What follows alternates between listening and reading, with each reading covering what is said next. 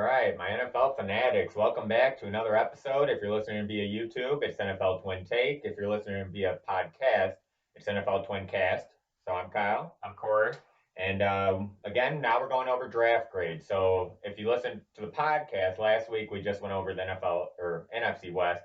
Today we're going over the NFC Least. So we know that was historically one of the worst divisions ever, was it not last year, Cory? Yeah, last year nobody wanted to win that division. I was very shocked because Philadelphia was basically playing with a practice squad by the end of the season. Yeah. And limping their way to the playoffs. I give Carson Wentz all the credit in the world for even getting them Mhm. into the postseason.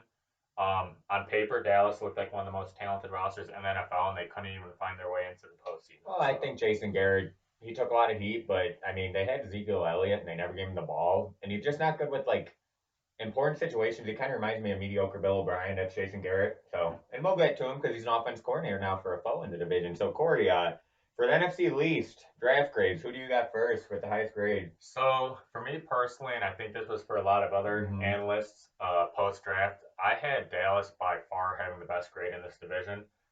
I think Dallas, you could give them an A or an A plus depending on how you grade the draft. But going into it, they had a couple needs. Like we said, they had a pretty talented roster last year, and people had them mocked to get Diggs in the first round at 17 and for the secondary. They got him in the second round without having to trade. Yeah, that was. And then to get CeeDee Lamb with their first pick. CeeDee Lamb was easily one of the top two receiving prospects in this draft, and they got him at 17. Yeah, I definitely go Dallas too. Also, I mean, Jerry Jones already won the draft in a $250 million yacht while making the selections. And CeeDee Lamb, I don't know. I mean, that always happens in the draft. Somebody falls, you know. But I personally think CeeDee Lamb's going to be the best receiver from this draft. I mean, when he catches the ball, the speed after catch is insane, and he's always open somehow. He's always going to catch it. He's so reliable and just. He's got great footwork. And then, yeah, his route running, his football speed. I thought he was the best overall receiver, and they got him at 17. Yeah, they got him at 17, and they got the defensive back who was mocked to them in the first round, Diggs, in the second round. And so when you combine that, that's two needs or two players that they wanted. They did need a center because Frederick suddenly Travis retired, Frederick. but they got a center from Wisconsin. Well, and that's where Travis Frederick's from. And and I'll tell you what, as a Big Ten fan, Iowa and Wisconsin pump out linemen like it's their job. They're factories when it comes to offensive and defense linemen, especially offense linemen. So that center from Wisconsin, he's going to be a day one starter, step right in for Travis Frederick. And then going back to Diggs for cornerback, that's huge for them because they lost Byron Jones. And they didn't. He's a great corner, don't get me wrong, but the payday that Byron Jones is getting paid and he doesn't get turnovers, you know, he's a good corner, but I'd rather take Diggs. And you get him on that rookie contract and he's younger and you don't have to break the bank. And then they also lost Jeff Heath, the safety, so it's good that they got some secondary. Well, Diggs has a high ceiling. He was a two-way player at first at Alabama. And being from Alabama, you know he's going to be a smart player. Dallas didn't do anything over the top. They did what any team would do when those players fell into their laps, but you have to give them an A for that. Well, and they also these are day one starters. They also got Neville Gallimore, defense tackle in round 3 from Oklahoma, quick off the ball. And then they got a defensive end from Utah in round 5. Oh, Bradley Anae? Yep, and he had 30 sacks. The only reason he fell is because his combine numbers. He wasn't the most athletic player. He didn't put up the best numbers. But when you put on the tape and watch him in a game, he's gonna be a role player and he's gonna get in a lot and he's a hard worker. Well, and what have we been talking about the last few weeks? Is that Utah defense? Yeah. Oh yeah. So they already really got 2 already starters or people coming in role playing already, like role players on third down or key downs for the defense line.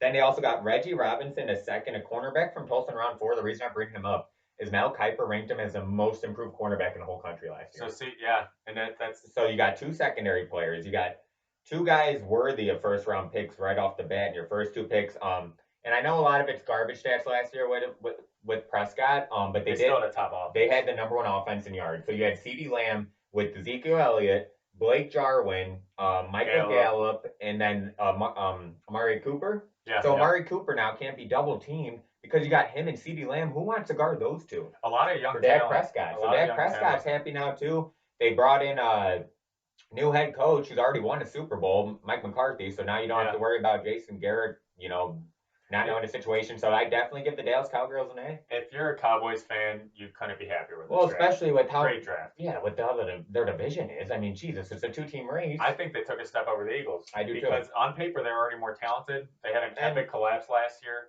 I do think. Well, and they were also, that's the crazy part last year, and that's why stats can lie, but they were number 1 in total yards on offense, and they were 9th in total defense, and they didn't even make playoffs in the worst division almost historically. So, but if you're a Cowboys fan, be excited. Who do you have at number 2? So number 2, grade wise.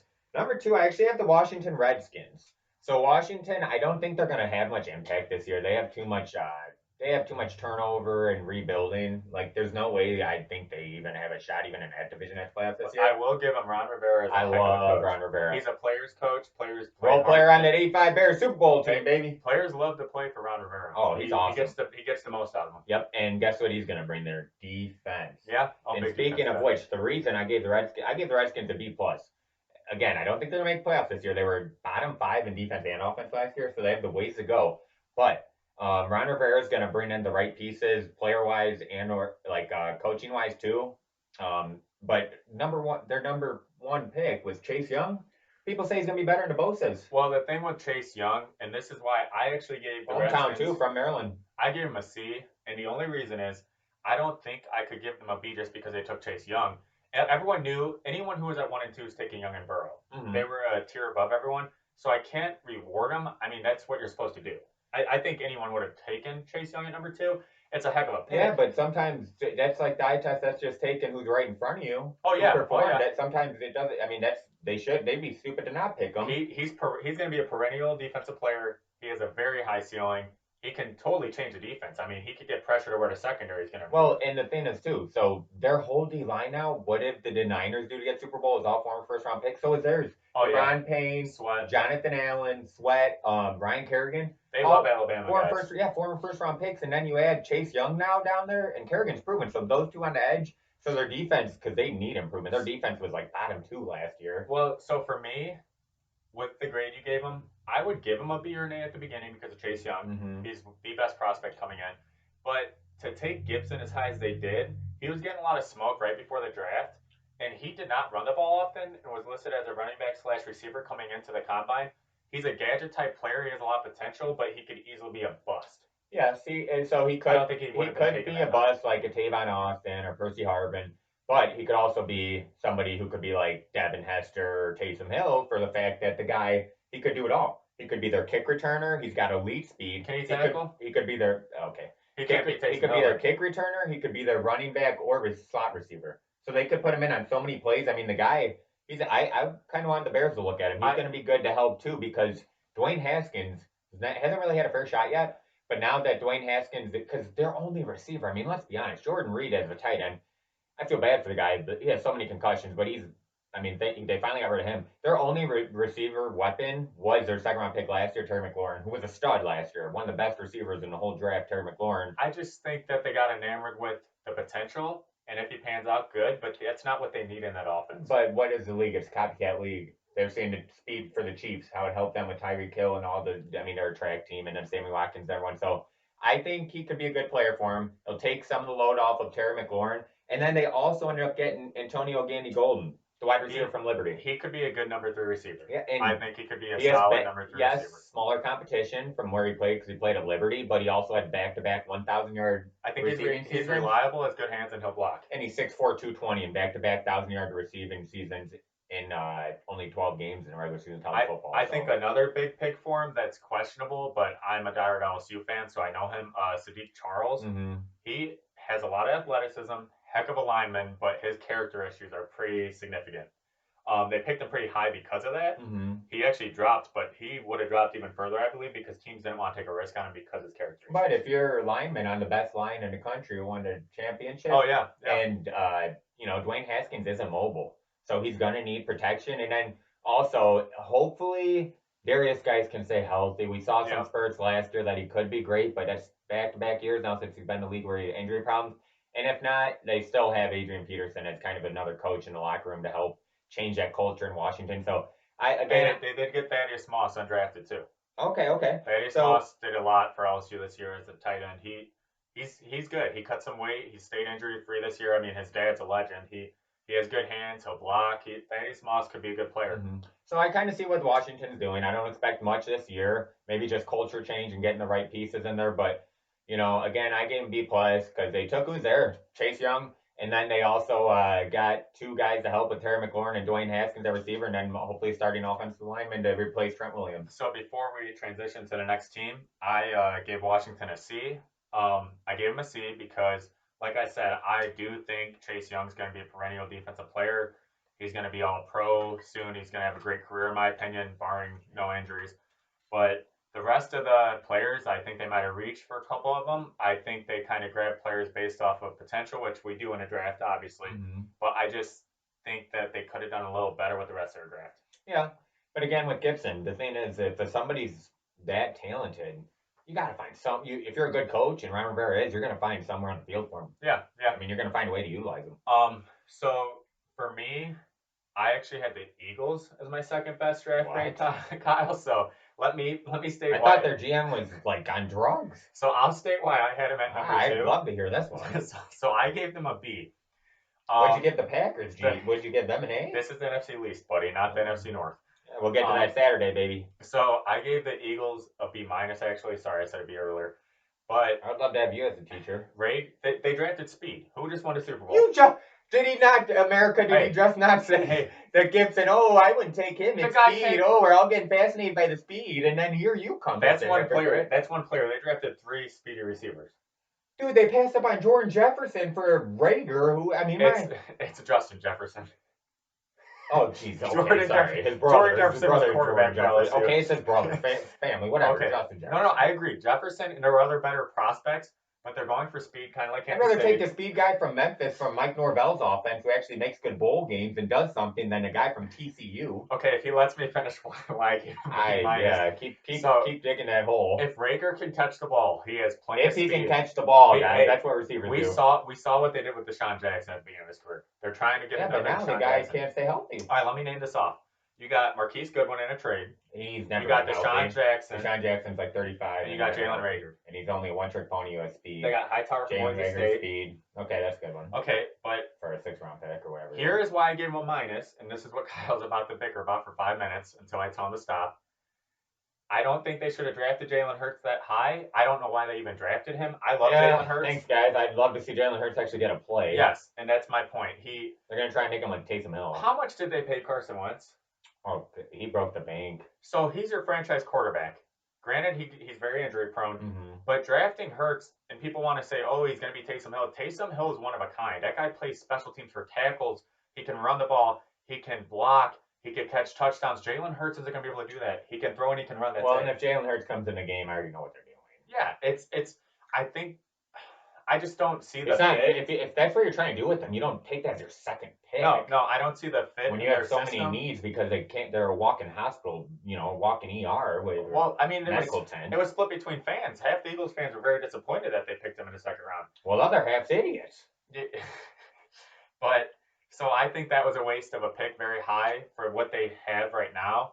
I don't know. For me, I just think if their GM went into it wanting speed, that's what they did. So I gave them the benefit of the doubt. They're a great franchise. I mean, they won a Super Bowl a couple years ago. They had no business being in the playoffs last year. Okay, they find a way to win. And they compete too when they're in there. So this is the Belichick mentality. I'm giving them the benefit of the doubt. So the Eagles, they actually have a well-run organization. If they could stay healthy, they needed to draft a strength coach with their 1st-round pick. Because those guys drop like flies. But if they could stay healthy... they have a campground at medical But if they could stay healthy, they have one of the most talented rosters. And no matter how they crawl and scrape to the playoffs, they're competitive when they get there. Yeah. You don't even have to know half the names on those jerseys once they're in there because they're hurt, but they're still competitive. I mean, they have a Super Bowl winning coach.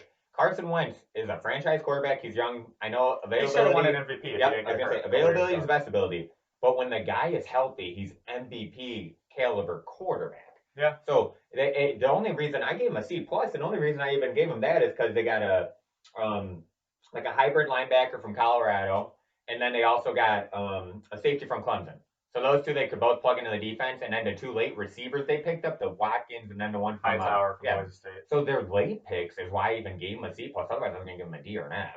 I mean, the reason, so they addressed some needs. They did get a lineman later in the draft. They got a couple receivers, which is one of their huge needs, obviously. And then they got a linebacker safety because their secondary got torched last year, so they did address them.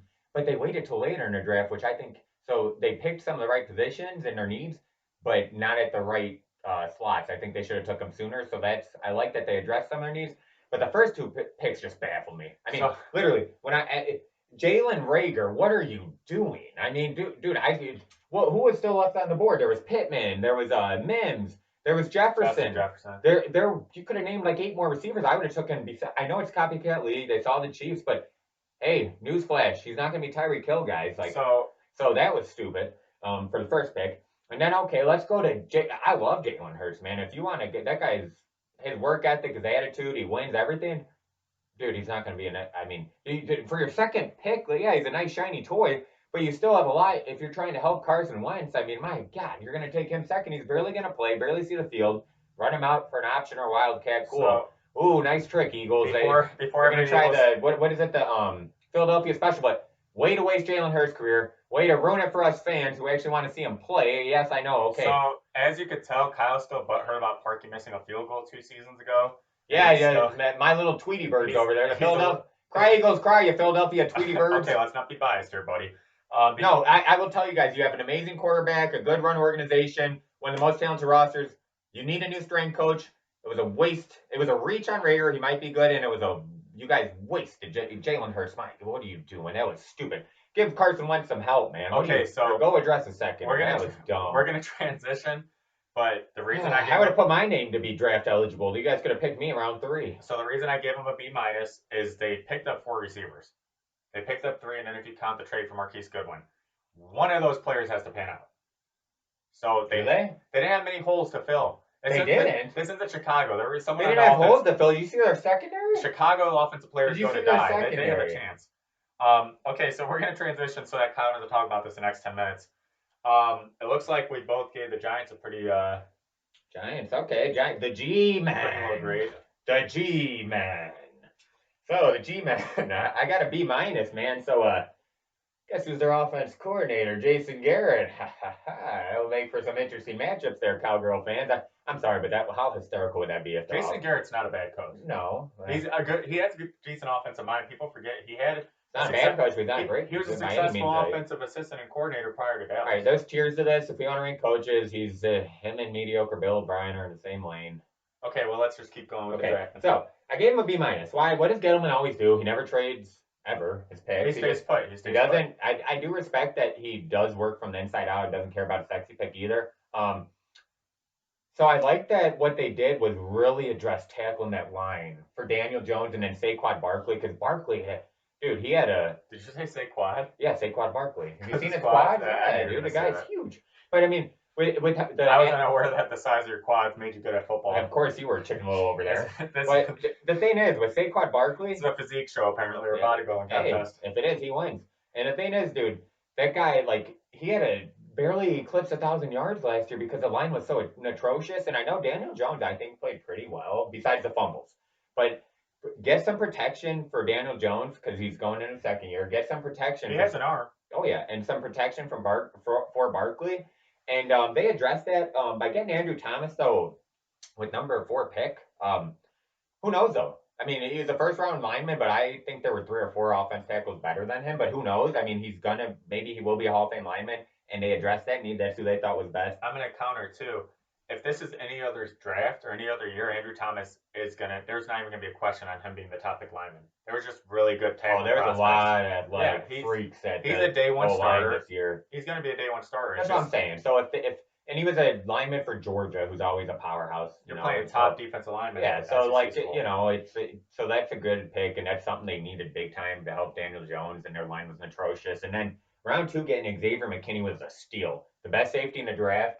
I wanted him to follow the Bears, but we want to pick him anyways. Grant Delpit was the best safety, but correction. Okay, anyways, Xavier McKinney. He won at Thorpe Award, actually. Grant Delpit and the national championship. Cool. But go ahead and continue. Xavier McKinney. So the first 2 picks, solid. That's a great safety, too, to help out that Giants defense. He's smart. He's from this. When you play for Nick Saban, he picks smart players. They're trying to say smart because he's an SEC dude. They usually accept anybody. Well, they accept champions. The Big Ten at least has like a requirement for a grade point. Yeah, the requirement to the school. The requirement's going to ask whooping. Yeah, but at least you actually have to pass a test in high school and graduate high school to get into the Big Ten. Joe Burrow has a master's degree. Northwestern, man. Hey, Northwestern, man. That's like the Harvard of the Midwest. This is not a college football podcast. And then round 3, they got another offense tackle, Matt Pearl, big guy, 6'7", over 300 pounds from UConn. Got another guard later in the draft. They addressed some defense too. They got linebacker. So he grades them high, but he keeps reading from his notes. You know, they got players. The first 2 were the Jesus Christ. Same they addressed needs. They got linebacker and edge rusher both from the Big Ten. The thing though, the reason I gave him a B- and not any higher, like I said, I loved their first 2 picks. What about receivers? Yeah, so dude, their receiving core sucks. Yeah, Sterling Shepard's good, but he has too many concussion problems. What's the guy from Slayton's fast, but he did good last year. Yeah, he's surprised. He is, but Golden Tate's he's good, reliable. But he's like a number 2 or 3 on a number 3. Yeah, that's what I'm saying. So it's like, why didn't they get him receivers instead of going like their 3rd pick, another offense lineman, sure, but from UConn instead of getting receiver help? Well, so the reason I gave them a C is because they drafted 7 defensive players. Okay. Well, that's my point. I think they needed to get more weapons for Daniel. I thought you were trying to say it was like a good thing. No. I don't think half those defensive players probably won't. I don't think half them. Yeah, I was just gonna say that's why you make fun of me for looking at my nose. It's quality. Well, I mean, I can understand why they went Big Ten guys. They went linebacker from Penn State and defense end from Minnesota. I get the Big Ten love. Like I understand that, but and yes, they addressed defense. They were ranked in the They were ranked, like what? Lower than 20th, if that makes sense. So the lower than bottom half of that. Yeah, in defense and offense. But the defense players they got, I don't know if any of them are even going to play or contribute this year. And then besides the first, so maybe I should drop the B-. I don't know what it was. I like the first 2 picks, guys. I liked, and I think looking at the notes again. Well, because they overvalued Andrew Thomas, but we don't know. I mean, that's okay. So I like McKinney. Okay, so to wrap it up for me, and then I'll let Kyle wrap his up. So the division, they kept where they're at. The NFC East historically bad, and their draft was pretty bad too. But I have the Cowboys with an A. Yep, Cowgirls first. I agree. Top team draft wise. Mm-hmm. I have Eagles with a B- at number stupid. 2. Tweety Bird's not close. I have the Giants and Redskins both with C's. I just kind of you could change them up. I put the Redskins higher because of Chase Young. Okay. Because he's kind of a shoe-in almost. Well, that he's gonna Cowboys definitely won the draft from the NFC East. I think it's only a 2-team race this year, though. Washington's rebuilding. At least they look like they're going on the right trajectory. Giants, they won 2 Super Bowls in past 20 years. So and it's post Eli now and everything. Daniel Jones, I think, is a good quarterback. Saquon Barkley's a great running back. So. And they have some pieces. Yeah, and they're getting linemen and stuff. So, but I think Giants may even finish last this year in the division. To be honest with you, Redskins, hopefully they just show spurts like Cardinals did last year. But 2-team race, man. If the Eagles could stay healthy, they can compete with the Cowboys. I think the Cowboys have the edge as of now, and with the new coach too, who could actually call some good plays and use Zeke Elliott correctly, maybe, and not no one actually go for it on 4th and 1, and then not I don't know what Garrett does sometimes. But. This is a draft podcast episode. It's all about draft grades. Cowboys with the best draft grade. Yeah. If we want to dive deeper, they've had the best roster in that division for past 2 seasons, but it doesn't equate to that. So we could give them the benefit of the doubt. And if Wentz stays healthy, man, with Ertz and Goddard and Miles Sanders is going to play a bigger role this year. Miles Sanders is a stud. Where is he from? The Big Ten. Don't doubt Philadelphia. No, if they could. Doug Peterson knows how to get the best offensive players. Philly. I mean, we're personal trainers. I'm not a strength coach, but I mean, I think I could help your team because the strength on that team, my God. So if you want to give me a phone call, I might see, unless the Bears call me first, I'm going to go try out for the Bears first. But Philly, I know you need a new strength coach. You guys strength coach, you guys might be able to take the Cowgirls out and win the division this year. So NFC East, who you predicting takes it? I know we could go to a different podcast with this, but just right now. Right now, I'm going not looking at schedule. I hate saying it, but I'm going Dallas. Same. I'm going Dallas first. I just don't think Philly did enough to jump over Dallas. There's an extra slot for the playoffs. But it ain't coming out of that division. I don't trust them to stay healthy. Neither do I. Like I said, call me. You need a new strength coach. So Deshaun Jackson's their best receiver, and he gets hurt all the time. Yeah. I mean, I just don't think they have the weapons. I hope Carson Wentz, who's Dan Orlovsky's I don't know if he has a son yet, but if he doesn't, he's his adopted son. Dan Orlovsky's obsessed with Carson Wentz. I truly do hope he stays healthy because the guy's talented and he's fun to watch. He's fun to watch. I mean, last year he was throwing to like the Bears receivers basically. No, I was gonna go just a bunch of no names. I was gonna say like the workers in the parking lot. You know, when you come into the stadium, that's who he was throwing to. Yeah, the concession stand workers. That's who he was throwing to last year. Last year showed more about Carson Wentz than any other season. But I don't know what Dan Rosowski was watching where he thought it was like Dan Marino or something. No. I didn't see that. So that's all we have for an NFC East. Hey, so Saturday we're going over the NFC North, baby. Okay, so bear down, my Bear Leavers. That whole division had my worst Bear down, my Bear Leavers. But besides that, before that, Thursday, the NFL schedule comes out. Yeah, so we're going to do a quick podcast and video on the top 5 games that week. And I haven't even looked at it yet. So. Yeah, I won't be biased. I'm not going to go any of the Bears games. Probably. We're going to go top 5 games of 2020 in our opinion. Yeah. So we hope you guys enjoyed today's show. Thanks for listening, guys. Any questions, comments, or concerns, let us know. But who that goes Saints? Bear down, my Bear Leavers.